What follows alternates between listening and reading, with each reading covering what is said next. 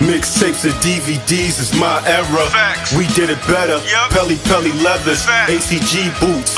We 80s babies and early 90s when it got grimy. I was out of this world, you could not find me unless you check the lobby. Hustling was my hobby. We was lobby boys before Jim Jones. You could catch me in Harlem eating Jimbos.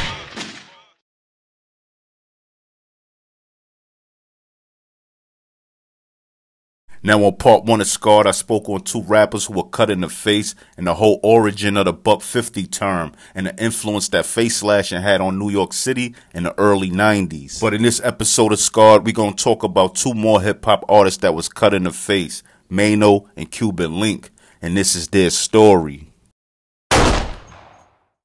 Now in 2001, after Cuban Link and Fat Joe decided to part ways, Cuban would go to Angie Martinez's album release party at Jimmy's with one other person. Now Cuban would be called to the stage by Angie Martinez while Fat Joe is performing, and you know Cuban tried to extend his hand to Fat Joe, but Joe would ignore him, and Cuban can sense a lot of tension coming from Fat Joe. Now supposedly after Cuban Link left the stage, he'll go to the VIP section and he'll see Sunkiss and begin to chop it up with him.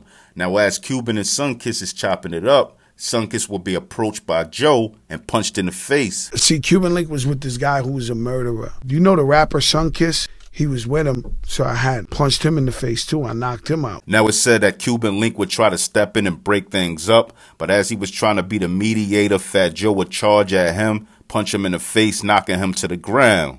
So I'm stopping that from fighting. And then once that set off, I'm like, what the f? And then when I'm looking over there, another punch is coming to me. Now as Cuban Link was knocked to the ground by Fat Joe, he'll get back up, striking Fat Joe a couple times. Then he'll be grabbed up by security. Now while he's grabbed up by security, someone came from behind and cut his face. Now supposedly after Cuban was cut, security will rush him out the club through the back door.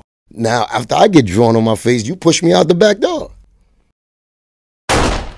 Now Maino and Boxing Bar were once cool with each other, but after going to prison, the two will fall out with one another and things will go totally left. Now I got cut by a dude that we was cool and then we fell out. Now Maino and Boxing Bar will eventually have a dispute in Coxsackie that'll end with Maino cutting Boxing Bar face. Now after Maino cut Boxing Bar in Coxsackie, these two will run into each other in Southport and have a conversation which seemed like the beef they had would be squashed. But little did Maino know when he ran into Bar in Comstock that Bar would try to get some revenge. Now supposedly as Maino was getting a haircut, Boxing Bar would come and cut his face, what led to them fighting and getting it on. You know, I'm getting my hair cut and talking to me.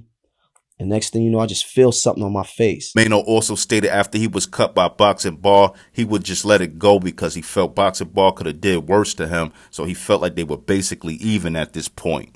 It could have been worse. I could take that. It's all good. We even. But anyway, Maino and Cuban Link both are alive and well. Maino is doing his thing and Cuban Link is all on the internet telling his story. But anyway, if you're a fan of these old hip-hop stories, tell a friend about my page. Like, comment, subscribe, and hit that notification bell. More content coming, and I'm out. 1.